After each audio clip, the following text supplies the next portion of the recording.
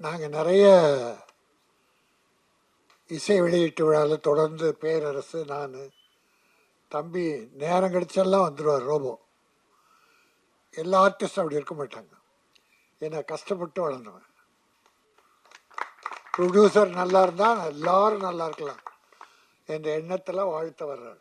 ஏன்னா ஏதோ படம் எடுத்தோம் கூத்தாடினோம். ஒரு 2 வாரத்துக்கு முன்னால் அன்பு செய்யணும் ஒரு படம் பார்த்தோம். அவர் அப்படியே குடும்பத்தோடு தான் பண்ணார். ஆனால் முடியல. ஆனால் இந்த படம் மனதறிந்து ஆழ் மனதோடு வாழ்த்துறேன், நல்லா வரும். எனக்கு ஒன்றே ஒன்று, 300 கோடியில் தயாரிக்கிற படத்துக்கும் டிக்கெட் விலை 100-150.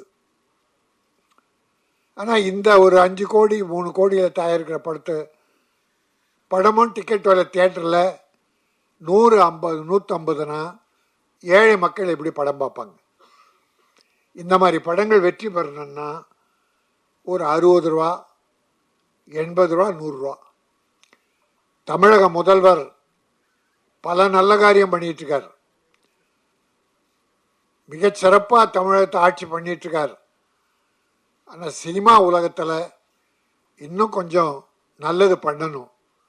அதில் முதல்ல இந்த டிக்கெட் விலையை பெரிய படத்துக்கு என்ன வேணால் பண்ணிங்க, பெரிய பட்ஜெட் படத்துக்கு என்ன வேணால் பண்ணிங்க. இப்படிப்பட்ட சிறு முதலீட்டு படங்களுக்கு டிக்கெட் விலையை குறைச்சி ஏழைகளும் படம் பார்க்கணும். அவ்வளோதான். ஏழைகள் பயக்கூடாது தியேட்டரில் வந்தால்.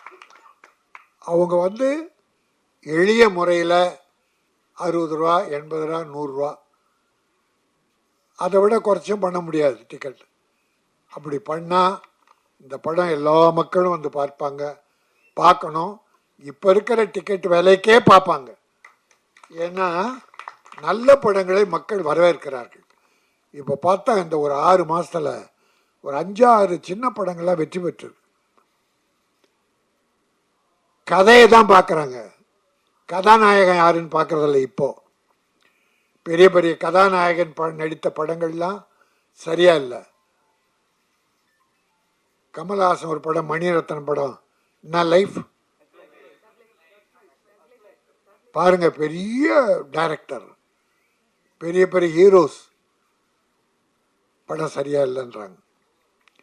மணிரத்னம் பெரிய டைரக்டர் தான், கமல்ஹாசன் உலக நாயகன் தான். கதை இல்லை, கதை மக்கள் விரும்பலை, அந்த கதையை மக்கள் விரும்பலை, அவ்வளோதான். அதனால டைரக்டரோ மற்ற டெக்னீஷியன்ஸோ நான் குறை சொல்ல. கதை இருந்தால் யாரை கதாநாயகனை போட்டாலும் நல்லது. இந்த மாதிரி ஒர்க் அவுட் பண்ணால் நிச்சயம் மக்கள் படம் பார்க்கிறார்கள். ஆனால் இந்த படம் நிச்சயமாக வெற்றி பெறும். மதுரை 16 சங்கம் வைத்து தமிழ் வளர்த்த மதுரை. தமிழ் அந்த காலத்தில் முத்தமிழ் வளர்க்க சங்கம் வைத்து தமிழ் வளர்த்தாங்க. அந்த தமிழ் இன்றைக்கு ஓங்கி வளர்ந்து கொண்டிருக்கிறது.